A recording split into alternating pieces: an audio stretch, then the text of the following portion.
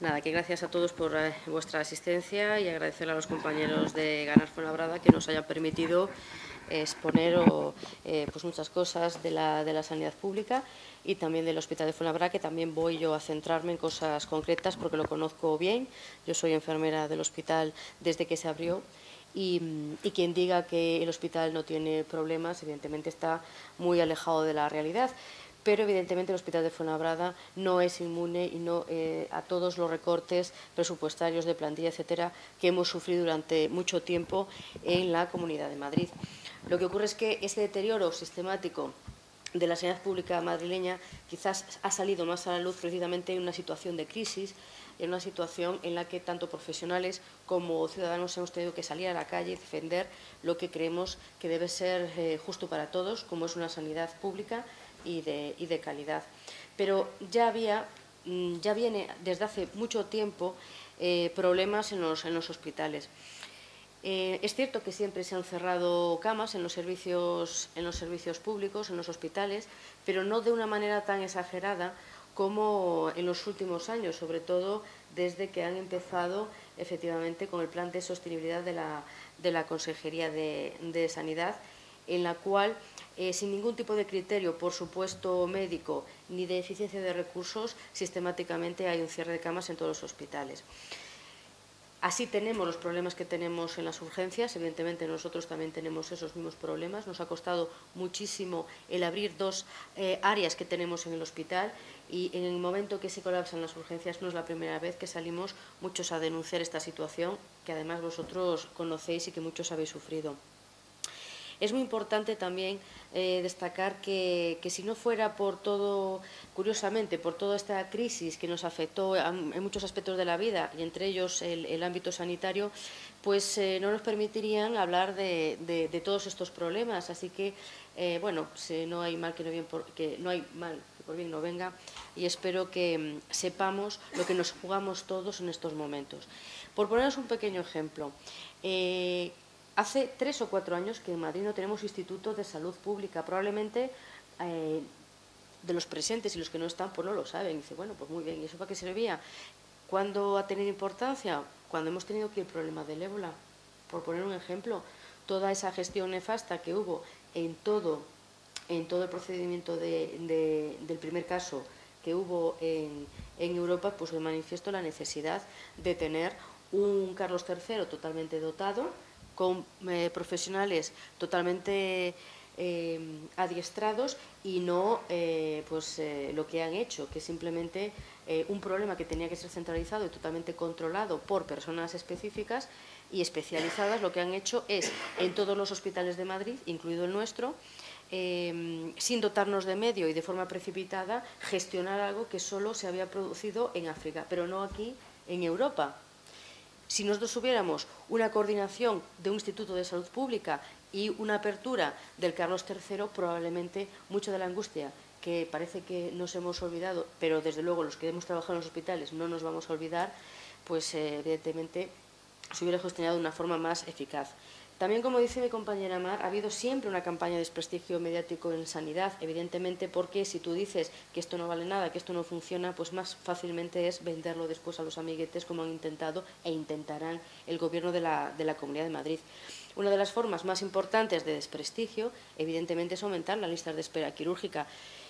¿Qué ocurre? Que si cierras camas, que además recortas el presupuesto y además despides a los profesionales, evidentemente eso, como en cualquier trabajo, el trabajo de 10 personas no lo puede realizar uno. Y por encima, trabajando en sanidad, que es algo absolutamente sensible, pues todavía es más sangrante la situación por la que hemos pasado. En Fuenlabrada, concretamente, las listas de espera quirúrgica siguen siendo, desde mi punto de vista, inasumibles. Y yo, en cualquier sitio donde vaya, lo voy a denunciar.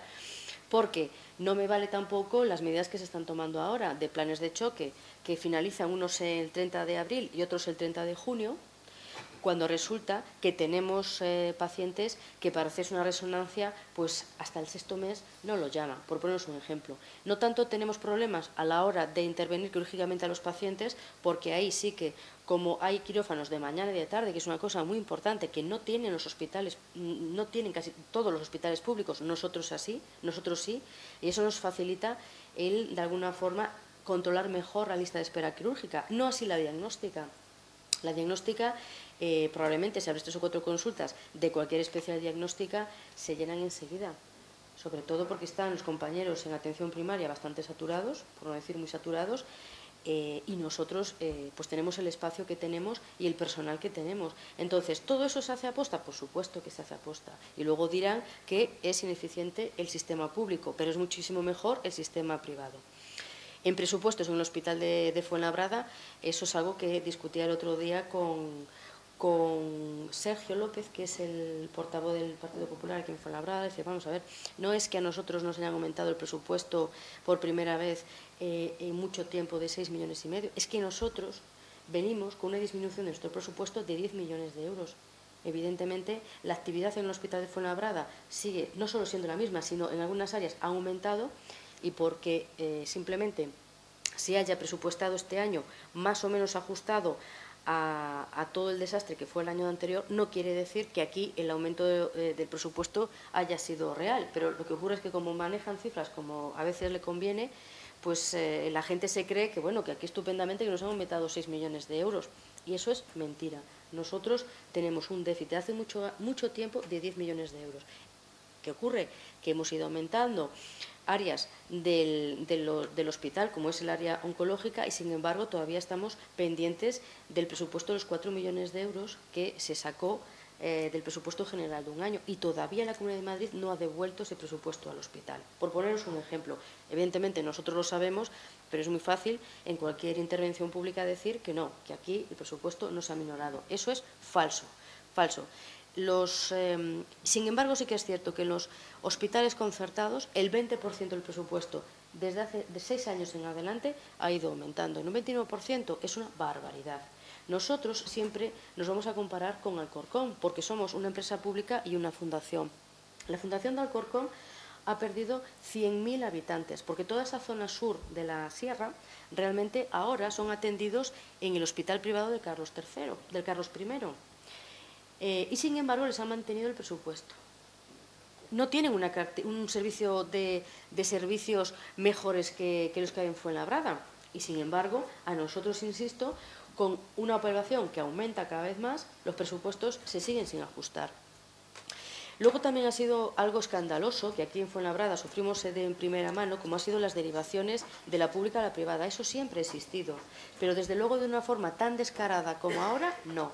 ¿Y qué ocurre? Que lo que nosotros facturamos a las clínicas privadas por pruebas diagnósticas fundamentalmente son presupuestos que, para poneros un ejemplo, que nos ha pasado este verano, como bien sabéis, en la clínica de Los Madroños, solo ha supuesto un desembolso de 800.000 euros, solo a la clínica Los Madroños. Y esto lo podemos cuantificar porque además, como estamos, no nosotros, pero la anterior cúpula de la dirección está sometido a un proceso judicial, evidentemente estos datos salen a flote.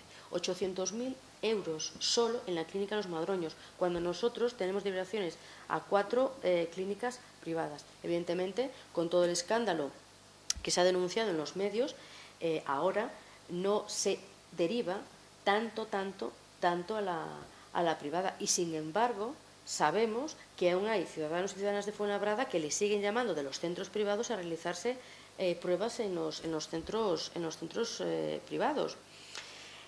Últimamente ha salido también en la prensa el escándalo del programa de detección precoz del cáncer de mama, en el cual las mujeres recibían una notificación en casa aconsejándoles que hicieran una prevención de cáncer de mama en los centros privados. Aquella mujer que decía que no, que ella prefería ir a un centro público, recibió una segunda carta que además se publicó en los medios de comunicación diciendo que es una persona reticente y que por lo tanto se le excluía de ese programa de detección precoz del cáncer de mama.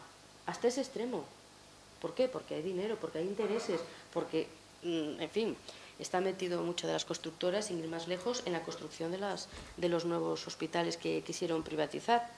Es decir, que con lo que ha dicho Omar, no es algo que es un fiel reflejo de lo que existe, pero lo que quiero comentar es que eso ya viene poco a poco programándose de forma sistemática, y simplemente que fue tan escandaloso el querer privatizar 6 hospitales públicos y 10 centros de salud que han saltado todas las alarmas, pero siempre hemos tenido problemas en los servicios públicos. Entre otras cosas porque la ideología de los partidos neoliberales, porque ni siquiera son liberales, es eso. Es que lo público no vale, el Estado no te va a pagar nada y el que quiera algo, que lo pague. Si no, pues, ¿qué le vamos a hacer? Habrá que excluirlo. Ante esta situación, insisto, surgió un movimiento social de los que muchos de nosotros hemos participado, como ha sido la Marea Blanca. Con todos estos problemas lo que hemos intentado es organizarnos, además de, sobre todo después de parar en los juzgados el plan de sostenibilidad del anterior consejero, que es Laschetti. Y nos hemos reunido varias plataformas de ciudadanos, de movimientos sociales, de movimientos de profesionales, asociaciones profesionales, de la plataforma últimamente de la hepatitis C, también de los inmigrantes, es decir, unas 24 plataformas que nos solemos reunir los lunes cada cierto tiempo, en el que pensamos, vamos a ver, es muy importante todo lo que ha pasado en Madrid, no puede ser que se olvide. Y nuestra idea ha sido crear un manifiesto para poder entregarlo a los distintos partidos políticos y que realmente en sus programas de sanidad lo tengan muy, muy claro. No estamos dispuestos a pasar otra vez por lo que hemos pasado durante estos años, fundamentalmente los 2 últimos. Entonces, me gustaría comentaros algunos de esos puntos que, insisto, le hemos hecho llegar a todos los partidos políticos, excepto al Partido Popular, como es lógico. En estas exigencias, como ha dicho mi compañera Mar, queremos un modelo sanitario público, que sea universal. Lo de los impuestos, todo el mundo tiene que entender una cosa. Es el sistema, como dice Mar, más equitativo y más igualitario que hay. Nuestro sistema de seguridad social permite que, efectivamente, en el momento en que cualquiera de nosotros que contribuye de forma directa a una hucha en común, en el momento en que tenga un problema de salud, evidentemente tiene que financiárselo. Lo peor que hay es cuando uno pierde la salud, tienes una enfermedad importante, y aquí están mis compañeros de la hepatitis C, que lo pueden decir en primera persona, y te encuentras totalmente desamparado cuando tú también has pagado impuestos toda tu vida y sigues pagando impuestos toda tu vida. ¿Cómo es posible que se ponga a precio a nuestra salud? Pues eso es lo que está pasando y es lo que tenemos que evitar a toda costa. También tenemos importantes problemas de coordinación entre la atención primaria y la atención especializada. Nosotros exigimos que haya una interlocución válida entre la primaria y la especializada. La primaria siempre va a ser la primera barrera donde el ciudadano entra en el sistema sanitario. Siempre es tu médico de cabecera el que te ve en primera instancia y el que te deriva a cualquier especialista. No puede ser que los compañeros de la primaria no puedan citar en un momento determinado, según la gravedad, que son los primeros que lo pueden corroborar, y no puede ser que por un sistema informático, un sistema de citación, o que no haya consultas suficientes, se tengan que retrasar las pruebas diagnósticas como estamos viendo. ¿Eso qué ocurre? Que hay que tener voluntad, porque no es tan difícil coordinar los centros de salud con los hospitales de referencia. Otra cosa es que sistemáticamente también se ponga trabas a través de la administración. Es muy importante que tengamos una dotación de recursos suficientes para poder realizar diagnósticos y tratamientos adecuados, porque nosotros en los hospitales públicos es donde mejor tecnología e investigación tenemos. Esto no se le ha dado la suficiente importancia. En una clínica privada, el médico no se forma tan intensamente como en el sistema público. ¿Por qué? Porque está para ahí para ganar dinero. No quiero decir que sean profesionales no cualificados, pero es verdad que el que paga manda y muchas veces no tiene los suficientes medios porque la clínica privada tiene que tener un margen de beneficio. Y sin embargo, en los hospitales públicos la formación es constante, la investigación es constante, porque no solo te dedicas a la asistencia, sino también a la docencia, investigación, y eso es fundamental, eso es algo importante que no se le da a veces la importancia que tiene. Exigimos también que haya una participación democrática no solo de los trabajadores, sino también de los profesionales. El problema que hay en sanidad es que la política ha entrado en los hospitales. Ahora mismo los gerentes son cargos políticos. Absolutamente todos los gerentes de Madrid reciben órdenes directas de la Consejería de Sanidad, del político de turno, y no tienen un perfil profesional que necesitamos en empresas que manejan tantos y tantos millones de euros que todos pagamos. En este sentido, la diferenciación de una empresa pública como es la nuestra a otros hospitales como es el 12 de octubre es que nosotros tenemos un consejo de administración que está mal utilizado. El consejo de administración está formado por varios vocales, por varios presidentes, en el cual el presidente evidentemente es el consejero de Sanidad de turno, varios viceconsejeros, director de recursos humanos, etcétera, etcétera. El único que está desvinculado de una forma de la Consejería de Sanidad es el alcalde, la figura del alcalde. ¿Qué ocurre? Que tiene voz, no tiene voto. Y que de 10 miembros, insisto, 9 son de la Consejería de Sanidad. Es muy importante desde nuestro punto de vista que eso sea un consejo de administración ejecutivo, ¿de acuerdo?, en el que puedan exigirle al gerente cuentas y también soluciones reales que le puedan aportar, o sea, darle al gerente las armas necesarias para poder solucionar cualquier problema que se pueda plantear en el hospital desde el punto de vista de la gestión. La ciudadanía debería estar en ese consejo de administración porque realmente la ciudadanía forma parte de nuestros pacientes y, sin embargo, insisto, el consejo de administración está, bueno, pues es un órgano que no funciona y, sin embargo, tenemos unos estatutos que dice claramente cuál sería su cometido y, sin embargo, no interesa que funcione. Cuando hablamos de eso, en un hospital de gestión directa no es posible. No es posible porque está el gerente y nada más. Y nadie le pide cuentas al gerente. Si nosotros queremos pedirle cuentas al gerente, deberíamos tener un consejo de administración eficaz. Y eso, insisto, muchos sabemos los que trabajamos en la empresa pública. Lo que ocurre es que no interesa que funcione. También es muy importante contemplar el cuidado integral de la población.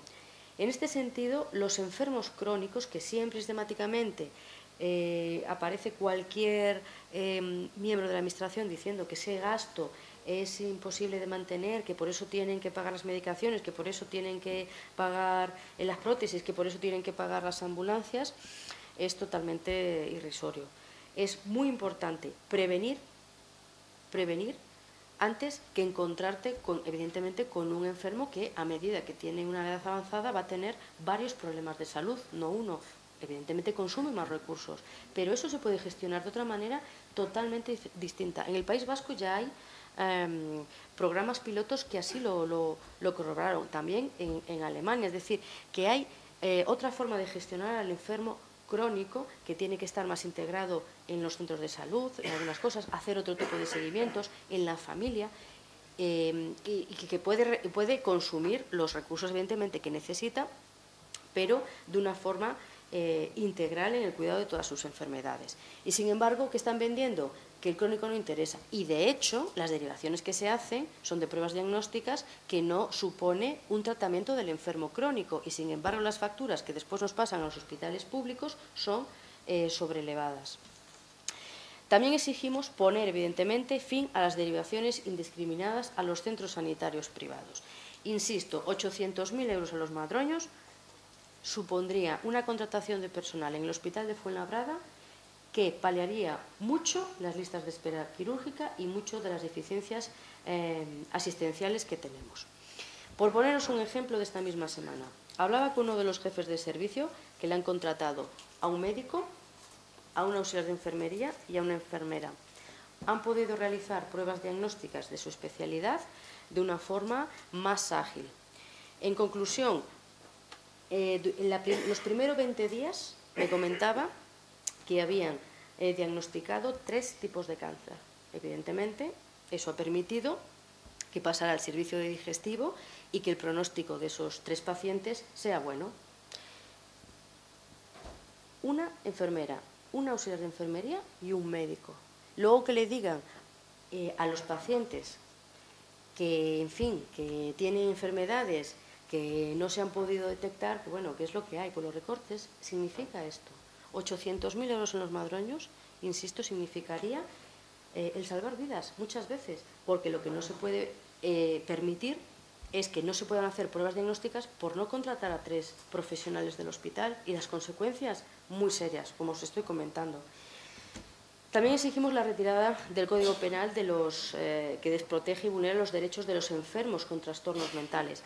La salud mental es el gran desconocido de la sanidad y, sin embargo, insisto, programas pilotos que se están llevando en otras comunidades han facilitado, de alguna forma, que estos enfermos mentales puedan estar mucho más integrados en nuestra sociedad, mucho más controlados y que evidentemente el día de mañana pues no van a tener esos ingresos tan reiterados que a veces tienen en los hospitales. Por ejemplo, nosotros tenemos una unidad aguda de psiquiatría en la cual, gracias a la coordinación que se hace desde el hospital, pues permite que los pacientes entren en el hospital, se les pueda tratar durante un periodo razonable y hacer un seguimiento muy bueno desde esos centros de salud. Por eso me da pena y un poquito de rabia que no haya podido venir uno de mis compañeros, que es supervisor de la unidad de psiquiatría, pero que me ha prometido que la próxima vez vendría a cualquier jornada que podáis organizar, porque me gustaría que os explicara de primera mano que cuando hay voluntad, las cosas funcionan muchísimo mejor. Exigimos también, por supuesto, la anulación del proyecto de la ley del aborto. Es muchísimo más importante promover las acciones de educación social y afectiva entre hombres y mujeres. Y, por supuesto, el derecho de cualquier persona a una muerte digna.